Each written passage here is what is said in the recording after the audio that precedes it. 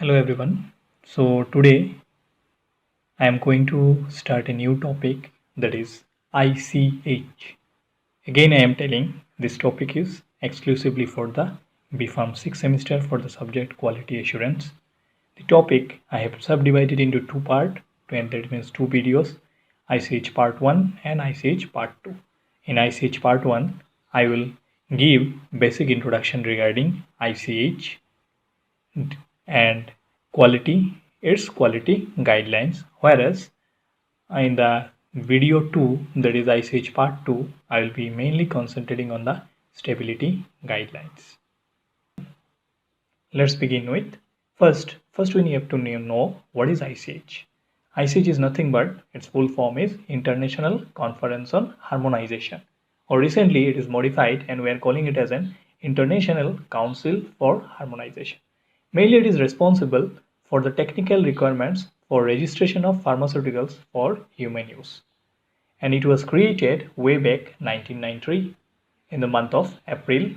The European Medicines Agency publishes scientific guidelines that are harmonized between Europe, Japan, and United States of America. ICH guidelines are provided for mainly three important criteria that is mainly responsible they are looking for quality, safety, and efficacy of medicine.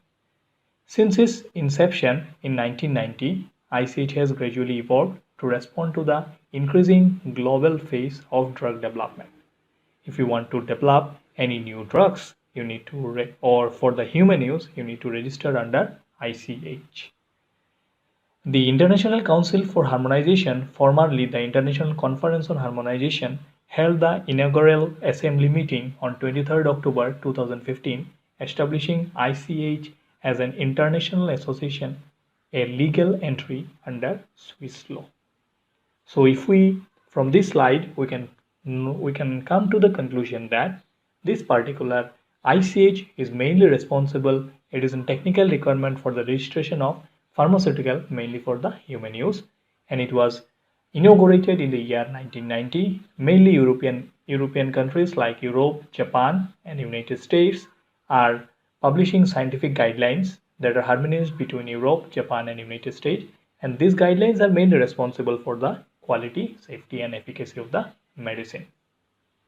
What is this mission? If we look at the mission, they have given in the statement harmonization for better health. So mainly it is responsible looking for the drug what is developed, or whatever the pharmaceuticals, whatever the thing pharmaceuticals what is developed for the human use, it should provide better health. So the main out they have stated that to make recommendations towards achieving greater harmonization in the interpretation and application of technical guidelines and requirements for pharmaceutical product registration and the maintenance of such registration. As we have seen that this ICH was mainly created and harmonized between Europe, Japan, and United States. So in Japan, the main regulatory body which is controlling ICH is that it is MHLW, that is Ministry of Health, Labour and Welfare. Whereas in Europe, it is regulated by European Union, that is EU. Whereas in US, it is mainly controlled by FDA, that is Food and Drug Administration. Why ICH was created? So we'll look at what is the necessity of ICH. First point under this, to harmonize of technical requirements for registration or marketing approval. Next, ensure quality, safety, efficacy of medicine, to prevent unnecessary duplication of clinical trials on humans. Next, to minimize the use of animal testing without compromising safety and effectiveness. And the last one, to promote public health. If we look at what is its main purpose, first is registration or marketing approval. If a new drug want to come into the market, is need registration and marketing approval. For that, ICH. So suppose now it is an COVID-19 fever, everyone knows that. So if a vaccine want to come into the market, it should go through this ICH procedure. It should be registered and it should get the marketing approval. Next, quality, safety, and efficacy, that is we call it as QSE. These are the three important parameters, that is quality, safety, and efficacy of medicine must be maintained to prevent unnecessary duplication of clinical trials on humans, suppose clinical trials. They want to minimize the clinical trial, as we know that clinical trial where we are involving the human volunteer, so there should not be unnecessary duplication. Suppose one party have already have done the similar product on some human already, they have data, so no need to repeat it. Let's take the data and we can concentrate on the next part. So unnecessary duplication of clinical trials. Next, minimize the use of animal testing without compromising safety and efficacy, whereas we need to minimize the use of animal testing, but we should not compromise with the safety and effectiveness. And the last one, the most important one, to promote public health. If earlier fourth of all the 4 points are maintained, obviously fifth will be maintained, that is to promote public health. History. Let's little bit talk about history. The main purpose is to need to harmonize because of the following reason. Why we need to go for the harmonization? First is industry becoming global, as we know that pharma industries are going very rapidly. Next, duplicate test procedures, that is duplicate test procedures, time consuming and expensive. Next, increase R&D cost, meeting public demand. So these are the few points I have said why ICH was created. Next, initiation of ICH, 1990s, they formulate European Committee. As we have seen that our ICH come into the picture in 1990. So 1980, they have started and formulated European Community. In 89, WHO Conference on DRA, Paris, that is Conference on Drug Regulatory Affairs, they have it taken place in France. In 1990s, birth of ICH, created by all three, Japan, USA and Europe. Topic of harmonization divided into safety, quality and efficacy. So topic of harmonization is mainly divided into, as it is main criteria is safety, quality and efficacy. So if you look at why ICH was created, first is that industry is becoming global, duplicate testing procedures, because if you are doing the same test again and again by different person, it will be time consuming and it become expensive. Then increase in the R&D cost and meeting public demand. Process of harmonization. Now we'll look at how the process of harmonization we can follow. What is the main process of harmonization? ICH harmonization activities fall into 4 different categories. First one, formal ICH procedure. Next, Q&A procedure. Next, revision procedure. And the last one, that is fourth one, maintenance procedure. First one, formal ICH procedure. Suppose you want to start, it is a new one. How that will come under formal ICH procedure. That is new, that is formal ICH procedure. New topic for harmonization of ICH, then we need to go for the formal ICH procedure. Concept paper and business plan required. If you want to go for a formal ICH procedure, what are the requirements? That is concept paper means exact roadmap or route, and business plan. What is your exact plan? You need to submit the hard copy. Next, if you want to go for Q&A, that is quality assurance procedure, at that time what is that? Clarification needed for an existing ICH guideline. If you have followed some guideline and someone have asked what is the clarification you want to give, that time you need to go for Q&A procedure. Here concept paper is required, business paper may be required in certain cases, but concept paper, that is exact plan, plot. Next, revision procedure. Revision means something is there, you want to revise it. On that, what is the requirement? Suppose these are 2 cases it is possible revision procedure. First is content of an existing ICH guideline out of date or no longer valid, or new information to be added to an existing ICH guideline. At that time we need to go for the revision procedure. Only we need the concept paper, that is route map. And the last one, maintenance procedure. On that, when we go for the maintenance procedure, that is change to be made to either Q3C guideline or M2 recommendation. These Q3C and M2 we are coming into the next slide. We will get the details there. That time we need to give proposal or concept paper required Concept paper is nothing but exactly a procedure where you will have the roadmap which you want to follow. Paper required for Q3C maintenance. No concept paper is required for M2 recommendations maintenance. So we have seen process of hybrid your harmonization is divided into 4 different categories. First is formal ICH procedure, next Q&A procedure, revision procedure, and maintenance procedure. Left side, when we go for which procedure, and the right side, what are the requirements. So if you suppose you have a new topic of ICH, harmonization of ICH, at the time you will go for the formal ICH. Something is already existing, you want to add something, or it is out of date, you go for the revision procedure. So this is the 4 different categories of process of harmonization. Categories of ICH topic. Very interesting, that is based on that ICH got its quality guidelines. Categories of ICH topic. So ICH topic is divided into 4 important categories. Very easy to remember. QSEM. We call it as an QSEM. Q means quality guideline, S safety guideline, E efficacy guideline, M that is multidisciplinary guideline. When we will talk about quality guidelines, they are mainly will be responsible for stability, impurity testing and GMP. Next, safety guideline, where mainly will be guidelines given for the carcinogenicity, genotoxicity, reprotoxicity. E, efficacy guidelines, where mainly clinical trials, pharmacogenomics. And last one, M, multidisciplinary guidelines, where MED, DRA, CTD, ES, TRI.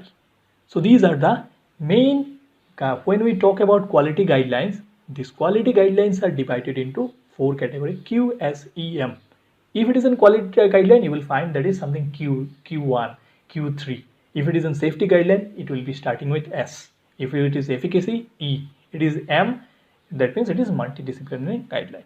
So before going into that quality guidelines, let us clear some of the topic, maybe some of the points which are maybe new to you. First is, let's talk about carcinogenicity. Carcinogens, any substance that produce cancer. Genotoxicity, which produce toxicity in the genetic level. Reprotoxicity, toxicity related to the reproduction. ICH medical terminology, that is MED, DRA, that is MED, drug regulatory affairs, that is ICH medical terminology. CTD, that is in full form is common technical document. Next, if we talk about ESTRI, that is nothing but the development of electronic standards for the transfer of regulatory information. So these are some of the important points which we may come across. So categories of ICH when you talk about, it is divided into 4 important topics, that is categories QSEM.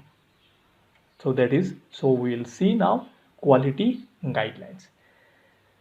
From the slide 8 to the end, there is nothing much to explain, only you need to study by yourself.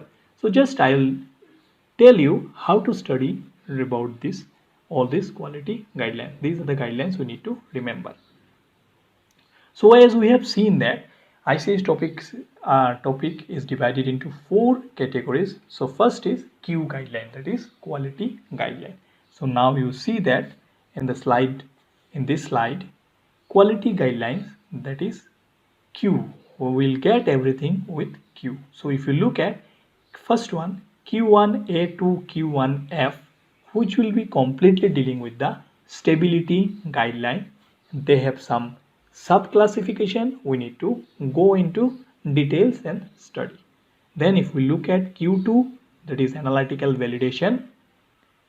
Q3, 3A to 3D, it is mainly responsible for impurities. Q4A to 4B, it is mainly dealing with the pharmacopoeias. Same continuation, that is we are talking about Q4A to 4B, we have seen pharmacopoeias. So all related to 4, it will be related to pharmacopoeias. Q5A to 5B, quality of biotechnological product. 6A to 6B, specifications. Q7, that is GMP, good manufacturing practice. Q8, pharmaceutical development. Q9 quality risk management, Q10 pharmaceutical quality system, Q11 development and manufacture of drug substances, Q12 life cycle management, Q13 continuous manufacturing of drug substances and drug product, Q14 analytical procedure development. So these Q comes under quality guidelines. 14 quality guidelines which have some sub guidelines also. So this is end of our Q, that is quality guideline. Next we are going to move into, after quality we have what is the next guideline? After quality we have safety guideline. So in that guideline you will find all the S. So there are 12 safety guidelines for S1 A to S1C carcinogenicity studies, S2 genotoxicity studies, S3A to 3B toxicokinetic and pharmacokinetic, S4 toxicity testing, S5 reproductive toxicology, S6 biotechnological products, S7A to 7B pharmacology studies, S8 immunotoxicology studies, S9 non-clinical evaluation for anti-cancer pharmaceuticals, S10 photo safety evaluation, S11 non-clinical pediatric safety, S12 non-clinical biodistribution studies for gene therapy products. These all about our safety studies. Like this, now efficacy studies. Efficacy studies we have 20. E1, that is clinical safety for drugs used in long-term treatment, E2A to 2F pharmacovigilance, E3 clinical study reports, E4 dose response studies, E5 ethnic factors, E6 good clinical practice, E7 clinical trials in geriatric population, E8 general considerations for clinical trial, E9 statistical principles for clinical trial, E10 choice of control group in clinical trials, E11 to E11A clinical trials in pediatric population, E12 clinical evaluation by therapeutic category, E14 clinical evaluation of QT, E15 definitions of pharmacogenetics and pharmacogenomics, E16 qualification of genomic biomarkers, E17 multi-regional clinical trials, E18 genomic sampling, E19 safety data collection, E20 adaptive clinical trials. So our Q, S, E is over, and the last one, that is M, where we'll have 13 guidelines. M1, you will find that multidisciplinary, mainly all the technical documents maximum responsible for. First, M1, that is MED, DRA terminology, M2 electronic standards, M3 non-clinical safety studies, M4 common technical document, M5 data elements and standards for drug dictionaries, M6 gene therapy, M7 mutagenic impurities, M8 electronic common technical document, M9 biopharmaceuticals classification, system based bio waivers, M10 bioanalytical method validation, M11 clinical electronic structured harmonized protocol, M12 drug interaction studies, M13 bioequivalence for immediate release solid oral dosage form. So these are the guidelines, quality guidelines that we need to go through, and somehow we need to remember. According to our syllabus, this quality stability guideline, that is Q1A to Q1F, we will study into details. So in this today's lecture, what we have seen, we have started with what is ICH, then we have seen what is its mission, we have seen why ICH was created, what is its history, process of harmonization, categories of ICH, and different quality guidelines. Different guidelines of ICH. First is quality guidelines. Next, we have started with, after quality guideline, that is safety guideline, then efficacy guideline, and last, multidisciplinary guideline. Thank you. Hope you will like it. Please subscribe it. I'll come up with the next video soon, that is ICH part 2.